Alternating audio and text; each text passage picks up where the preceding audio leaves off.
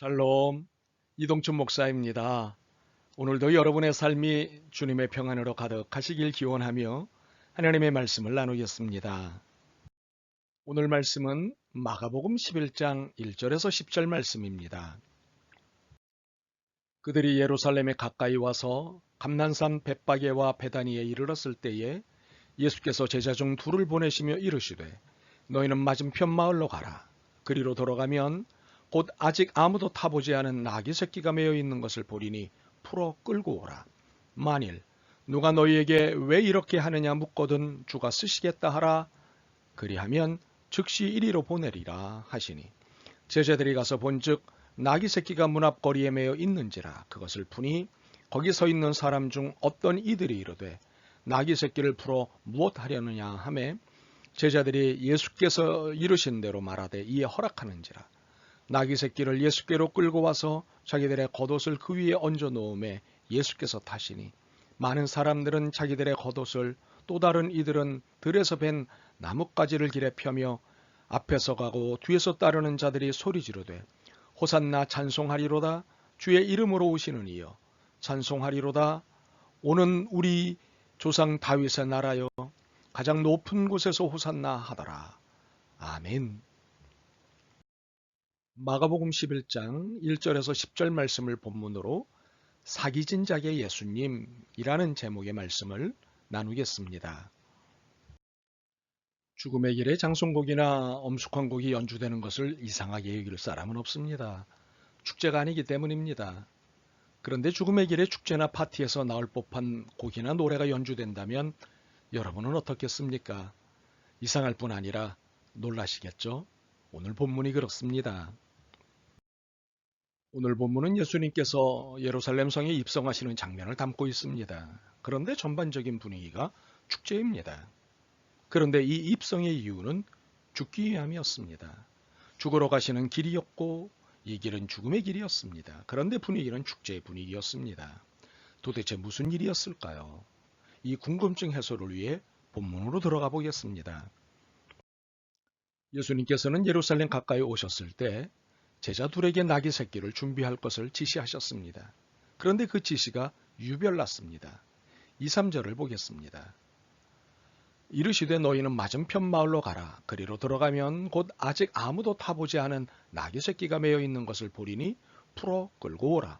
만일 누가 너희에게 왜 이렇게 하느냐 묻거든 주가 쓰시겠다 하라. 그리하면 즉시 이리로 보내리라 하시니 맞은편 마을로 가면 나귀 새끼 한 마리가 매어 있을 것인데 그놈을 풀어 끌고 오라는 것이었습니다. 그런데 만약 누군가 왜 이러느냐고 묻는다면 주가 쓰시겠다고 하오 라고 대답하면 군소리 없이 그 나귀 새끼를 내어줄 것이라고 하신 것입니다.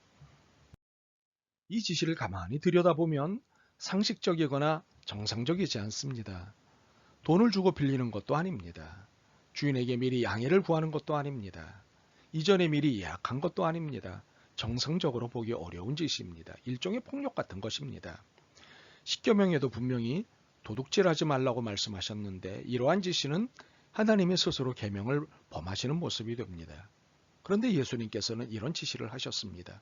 폭력적 방법을 쓰셨습니다. 왜 이러셨을까요? 왜 이율배반적 행동을 하신 것일까요? 이런 행동이 잘못된 것인 줄 잘 아시는 분이 왜 이렇게 하셨을까요? 우리는 이 사건에서 우리의 판단의 전거인 공동체의 도덕률인 규범과 인간의 양심의 기능인 이성을 사용하는 것을 고민해야 합니다. 왜냐하면 이 사건은 신앙으로 읽어야 하는 사건이기 때문입니다. 신적 권위가 작동하는 사건이기 때문입니다. 4절에서 6절을 다시 읽어봅니다. 제자들이 가서 본즉 나귀 새끼가 문 앞 거리에 매여 있는지라. 그것을 푸니 거기 서 있는 사람 중 어떤 이들이 이르되 나귀 새끼를 풀어 무엇 하려느냐 하매 제자들이 예수께서 이르신 대로 말하되 이에 허락하는지라. 4절과 5절의 대화는 우리가 경험할 수 있는 것입니다. 이 상황을 풀어서 설명해 보겠습니다. 주인이 아닌 사람들이 주인 있는 나귀 새끼를 데리고 가려고 한다. 그러자 주인인 듯한 사람들이 무슨 짓이요? 라고 한다. 그렇죠? 우리가 경험할 수 있는 모습이죠. 그런데 6절의 모습은 우리가 경험할 수 있는 것이 아닙니다. 제자들이 예수께서 이르신 대로 말한데 이에 허락하는지라. 우리는 예수께서 쓰시겠다고 하십니다 라는 말에 기꺼이 허락하는 나귀 새끼 주인의 태도에서 몇 가지 추론을 해볼 수 있습니다. 첫 번째로 예수님의 폭력성이 유대 사회에 널리 알려져 있었기에 겁먹고 허락한 것이다. 두 번째, 예수님께서 얼마 전에 제자들 몰래 사람을 보내어 사전조회를 하셨다. 세 번째, 어젯밤에 나귀 새끼 주인이 오늘 일어날 상황에 대한 꿈을 꾸었다. 네 번째, 점점점. 여러분은 추론 가능한 설명 중 몇 번의 동의가 되십니까? 저는 4번입니다. 나귀 새끼의 주인은 이미 예수님을 믿고 영접한 상태이거나 예수님에게 절대적 지지를 보내고 있는 상태였습니다. 예수님이 인생의 구원자이시며 민족과 인류의 구원자이심을 확신하고 있었던 것입니다. 그렇기에 예수께서 쓰시겠다는 말에 어떤 말도 보태지 않은 것입니다. 예수님께서 쓰신다면 이보다 더한 것도 드릴 수 있는 준비가 되어 있었기 때문입니다. 이렇게 나귀 새끼의 주인의 삶은 예수님으로 인해 사기가 진작되어 있었습니다. 무엇을 드려도 아깝지 않았습니다. 그렇기에 기꺼이 드릴 수 있었습니다. 참으로 예수님께서는 인생을 이렇게 만드십니다. 예수님을 믿는다면 이렇게 될 수밖에 없습니다. 우리는 이렇게 사기가 진작된 사람들을 본문에서 더 볼 수 있습니다. 나귀 새끼를 타고 입성하시는 예수님을 환호하는 무리들입니다. 7절에서 10절입니다. 나귀 새끼를 예수께로 끌고 와서 자기들의 겉옷을 그 위에 얹어 놓음에 예수께서 타시니 많은 사람들은 자기들의 겉옷을 또 다른 이들은 들에서 벤 나뭇가지를 길에 펴며 앞에서 가고 뒤에서 따르는 자들이 소리 지르되 호산나 찬송하리로다. 주의 이름으로 오시는 이여 찬송하리로다. 오는 우리 조상 다윗의 나라여 가장 높은 곳에서 호산나 하더라. 이들의 환호성을 세 번역으로 다시 읽어드리겠습니다. 호산나, 복되시다 주님의 이름으로 오시는 분, 복되다 다가오는 우리 조상 다윗의 나라여, 더없이 높은 곳에서 호산나. 이들의 환호성은 가공이나 가식이 아니었습니다. 진심에서 우러나오는 자발적 환호였습니다. 이들도 나귀 새끼의 주인과 같은 이유로 이러했을 것입니다. 예수님이 인생의 구원자이시며 민족과 인류의 구원자이심을 확신하고 있었던 것입니다. 사실 이들이 환호성을 외치고 있는 이곳 예루살렘은 예수님에게서 정치적 위협을 느끼고 있는 곳이었습니다. 이스라엘의 정치 1번 도시로 로마 황제의 지령지였습니다. 예수님은 이스라엘 백성들 사이에 이스라엘을 해방시키실 분 메시아로 소문나 있는 상태였습니다. 특히 로마의 압제로부터 구원하실 왕으로 소문이 나 있었습니다. 그렇기 때문에 고위층에서부터 로마의 부역자들로 가득한 이곳에서 예수님을 환호한다는 것은 많은 어려움을 각오해야 하는 일이었습니다. 그런데 이들은 각오했고 예수님에게 환호했습니다. 호산나, 복되시다 주님의 이름으로 오시는 분, 복되다 다가오는 우리 조상 다윗의 나라여, 더없이 높은 곳에서 호산나. 신앙이란 각오하는 삶입니다. 물론 처음에야 의지할 것 생겨서 참 좋다 정도로 시작되지만 신앙의 깊은 곳을 경험할수록 내 책임에 몫이 있다는 것을 알게 됩니다. 소위 살아내야 하는 삶이 있다는 것을 알게 됩니다. 이때부터 진짜 신앙생활이 시작됩니다. 믿고 의지하는 신앙의 차원에서 믿고 따르는 살아남의 신앙의 차원으로 넘어가야 진짜 신앙생활이기 때문입니다. 이렇게 민중의 환호를 받으며 입성하시는 예수님의 입성식은 여느 왕의 입성식과는 달랐습니다. 비교하자면 초라했습니다.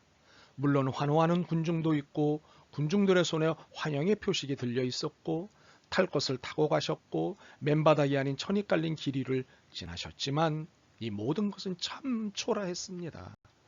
줄 위에서 밀려난 민중들, 환영을 위해 손에 든 것은 들에서 벤 나뭇가지, 바닥에 깐 것은 민중들이 입고 있던 낡은 겉옷들, 타신 것은 빌린 나귀 새끼, 무엇과 비교해도 이처럼 초라할 수는 없었습니다. 그러나 이 외부적 초라함이 예수님의 신적 권위를 초라하게 만들 수는 없었습니다. 오히려 이 초라함이 예수님의 만왕의 왕 되심을 더 드러냈습니다. 복음서 기자들은 이 사실을 놓치지 않았습니다. 마가복음에는 명시적으로 나오지 않지만 요한복음 12장 15절에 보면 예수님이 어떤 분이신지를 명시하고 있습니다. 이는 기록된 바 시온 딸아 두려워하지 말라. 보라 너의 왕이 나귀 새끼를 타고 오신다 함과 같더라. 요한복음서의 기자는 오래전의 스가랴의 예언을 기억하고 있었습니다. 시온에 따라 크게 기뻐할지어다. 예루살렘에 따라 즐거이 부를지어다.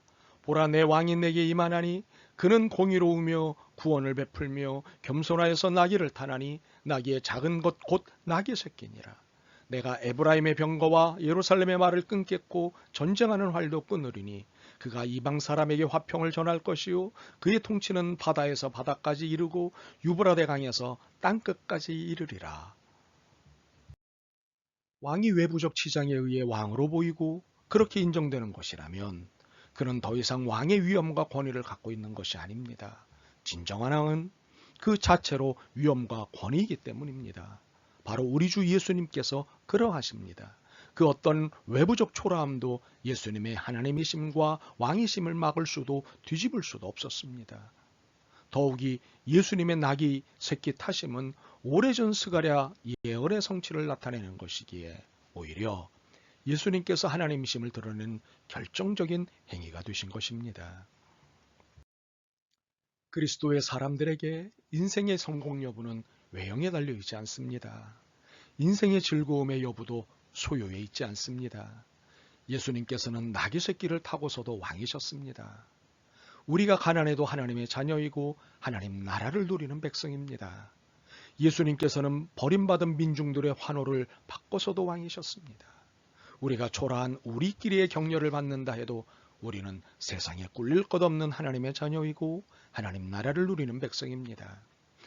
예수님께서는 고급 양탄자가 아닌 낡은 겉옷으로 꾸며진 길을 가셨어도 왕이십니다. 우리가 걷는 길이 고급 길도 좋은 길도 아니더라도 우리는 하나님의 자녀이고 하나님 나라를 누리는 백성입니다. 우리 모두 제 욕심을 차리기 위해 남을 속이고 사기치는 자본주의 철학에 속지 말고 인생의 사기를 진작시키시는, 그래서 당당하게 인생을 살게 하시는 예수님께 인생을 맡기고 따르는 신앙인이었으면 좋겠습니다. 예수님만이 길과 진리요 생명이심을 믿는다면 말입니다. 아멘. 주님, 주변과 비교하여 초라한 자신이 부끄러웠습니다. 주눅들었고 속상했습니다. 그러나 오늘 말씀을 들으며 참으로 시간 낭비하는 인생을 살았구나 하는 반성을 하였습니다. 이제는 사기를 진작시키시는 주님을 믿고 당당히 인생과 마주하겠습니다. 세상에 주눅들지 않겠습니다. 이 믿음과 용기를 허락하옵소서. 예수 그리스도의 이름으로 기도드립니다. 아멘. 오늘도 여러분의 믿음과 삶을 응원합니다. 사랑합니다.